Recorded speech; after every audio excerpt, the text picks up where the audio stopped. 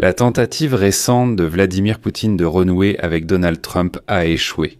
Vladimir Poutine a envoyé son émissaire Kirill Dmitriev à Washington pour sauver les relations avec Trump, qui avait déjà imposé des sanctions contre Rosneft et Lukoil et préparé un nouveau paquet de restrictions.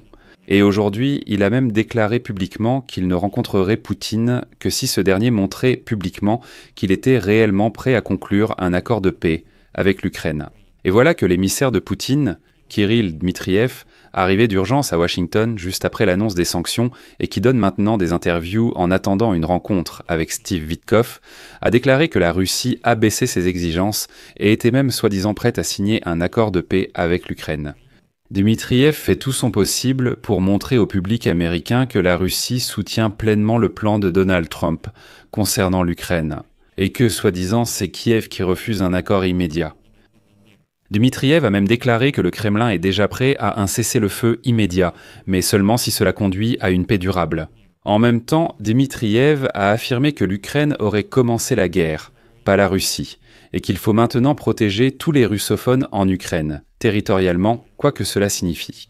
Mais Dmitriev a aussi commencé à jouer publiquement sur l'amour-propre de Donald Trump, déclarant que le président américain copierait soi-disant la tactique de Joe Biden, qui se serait révélé un échec.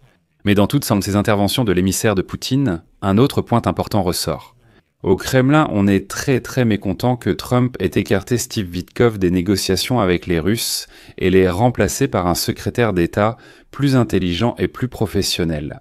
Marco Rubio qui en seulement quelques jours a convaincu Trump d'annuler la rencontre avec Poutine à Budapest et d'imposer des sanctions contre la Russie. Je m'appelle Alexei Petchy, aujourd'hui nous sommes le 26 octobre. Discutons ensemble de ce sujet, il est très riche. Mais avant de commencer cet épisode, je vous demande de vous abonner à cette chaîne, de mettre un like et d'écrire n'importe quel commentaire sous cet épisode. Abonnez-vous également à ma chaîne Telegram Petchy News. Le lien se trouve dans la description de cette vidéo. Là-bas, nous diffusons des informations en temps réel dès leur arrivée. Et si vous souhaitez soutenir le travail de cette chaîne YouTube, vous pouvez le faire en faisant un don via les liens et les coordonnées dans la description de cette vidéo. Il est écrit là-bas « Soutenir la chaîne Alexei Petchy ». Choisissez le format qui vous convient le mieux, que ce soit un don, un parrainage ou un abonnement payant. Je vous serai reconnaissant pour tout soutien. Aujourd'hui, Donald Trump a en réalité éconduit Vladimir Poutine. Le président des États-Unis a déclaré qu'il ne rencontrerait pas Vladimir Poutine tant qu'il ne verrait pas que celui-ci est réellement prêt à conclure un accord de paix avec l'Ukraine. Le dirigeant américain a souligné qu'il n'avait plus l'intention de perdre son temps. « Je dois être sûr que nous allons conclure un accord », a déclaré Donald Trump.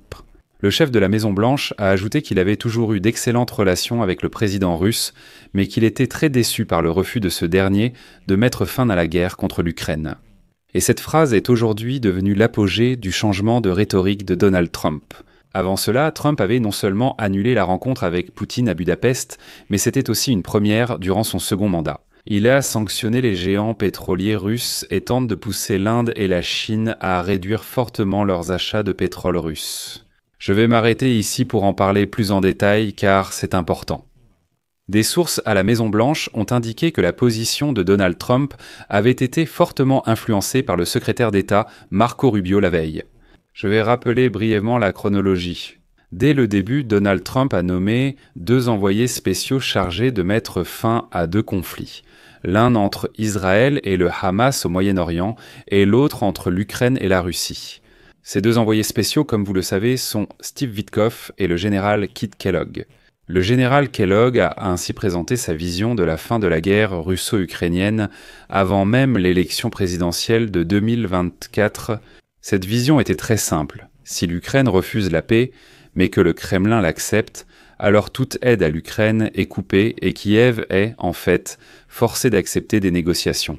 Si l'Ukraine est prête pour la paix, mais que la Russie s'y oppose ou fait traîner les choses, l'Ukraine reçoit plus d'aide militaire, tandis que la Russie subit des sanctions, principalement contre le secteur pétrolier, afin d'étouffer cette industrie et ainsi priver le budget russe de ses revenus.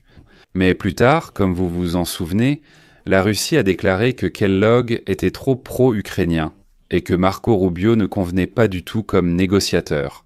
Et alors Donald Trump a fait un geste envers les Russes en écartant Kit Kellogg et Marco Rubio de la question ukrainienne. Et il a transmis ses pouvoirs à Steve Witkoff, qui est allé voir Poutine en Russie. Après le sommet de l'Alaska, Donald Trump a publiquement exprimé sa déception envers Steve Witkoff, alors responsable des négociations avec les Russes. Et après cela, Trump est en fait revenu vers Kit, Kellogg et Marco Rubio. Par exemple, Trump a confié la préparation de la rencontre avec Poutine à Budapest à Rubio, et non à Witkoff. Un simple appel téléphonique entre Rubio et Lavrov a suffi pour constater qu'organiser cette rencontre n'avait aucun sens. Rubio a transmis cette information à Trump. Et au final, Trump annule la rencontre avec Poutine à Budapest et impose des sanctions. Il menace d'ailleurs d'un nouveau paquet de sanctions et part rencontrer Xi Jinping, le dirigeant chinois. Autrement dit, le Kremlin a perdu son levier d'influence sur Trump à travers Steve Witkoff.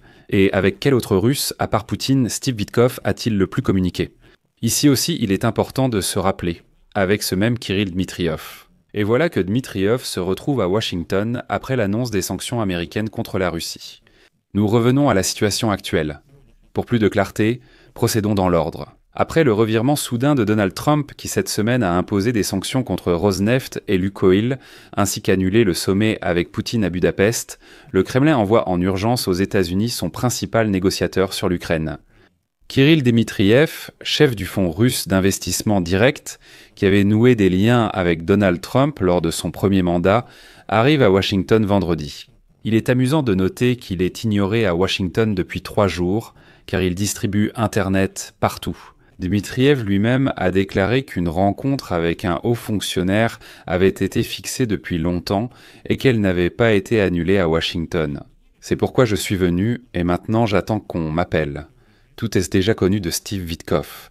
C'est curieux qu'après l'annonce de Donald Trump d'annuler le sommet avec Poutine, Dmitriyev ait affirmé que la préparation continuait. Il a également proposé l'idée de construire un tunnel sous le détroit de Bering, qui relierait la Tchoukotka et l'Alaska. Dmitriyev affirmait que le tunnel serait un symbole d'unité entre la Russie et les États-Unis. À Washington, Dmitriyev a accordé une interview à Fox News, également suivie par Donald Trump.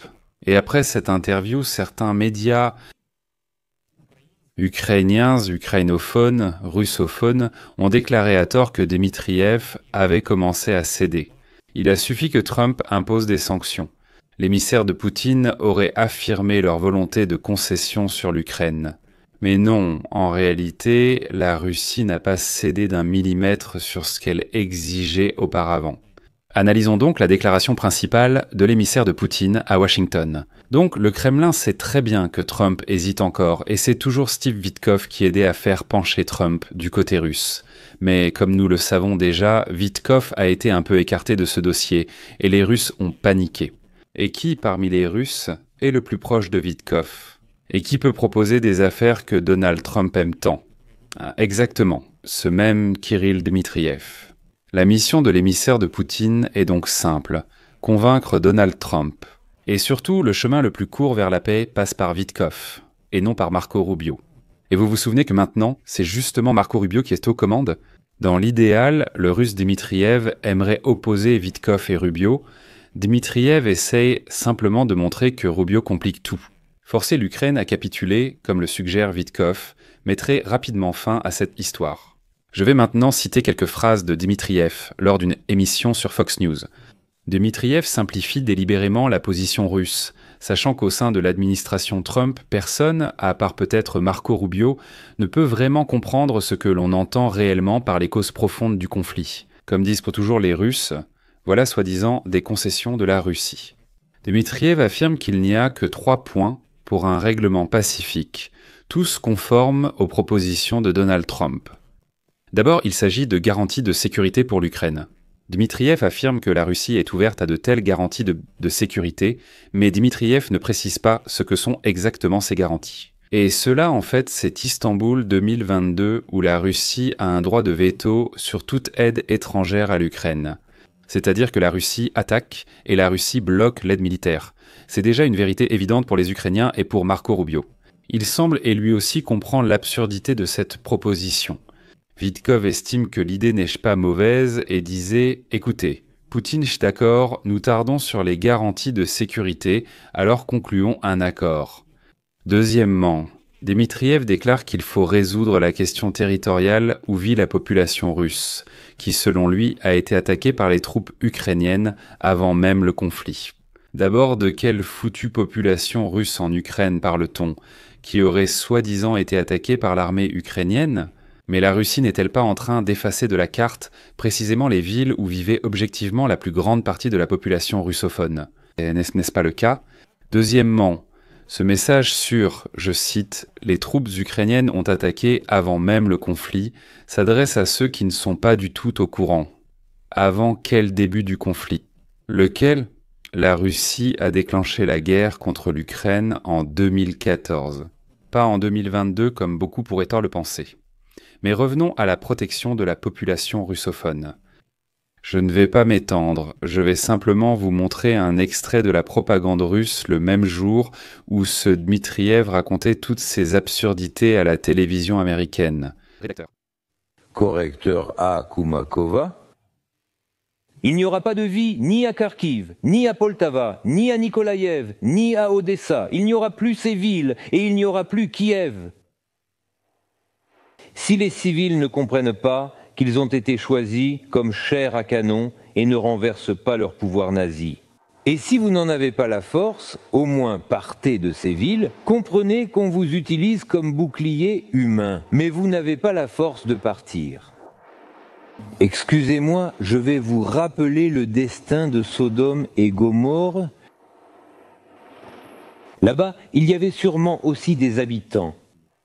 La Russie mène actuellement un génocide visant d'abord les Ukrainiens russophones, simplement parce qu'elle attaque une région majoritairement russophone avant la guerre. Mais Vitkov le comprend-il? Je ne crois pas, car Vitkov a dit lors de la dernière visite de Zelensky à Washington « Là-bas, la population est russophone ». Que signifie cela? Selon sa logique, cela signifie qu'il faut céder ces régions à la Russie, parce que la population y est-elle russophone. Troisièmement, comme le souligne Dmitriev, cela concerne la neutralité incertaine de l'Ukraine. Dmitriev ne précise pas que la neutralité signifie l'interdiction de l'aide occidentale et le désarmement de fait de l'Ukraine. Inscrit à Istanbul en 2022, Dmitriev tente aussi de se rapprocher de Trump en jouant sur ses sentiments. Voici des citations, mot à mot. Biden a déjà tenté d'imposer des sanctions, sans succès. La solution, c'est le dialogue, pas les sanctions. Poutine défend les intérêts nationaux de la Russie, tout comme Trump défend les intérêts nationaux. Les approches de Biden ne fonctionnent pas. Biden voulait infliger une défaite stratégique à la Russie. Autrement dit, Dmitriev essaie en quelque sorte d'humilier Donald Trump en disant qu'il est tombé si bas qu'il a eu recours aux méthodes de Joe Biden. Mais il dit aussi que, soi-disant, les Russes ne font que défendre leurs intérêts nationaux, tout comme les Américains. Eh bien, c'est bien sûr un mensonge.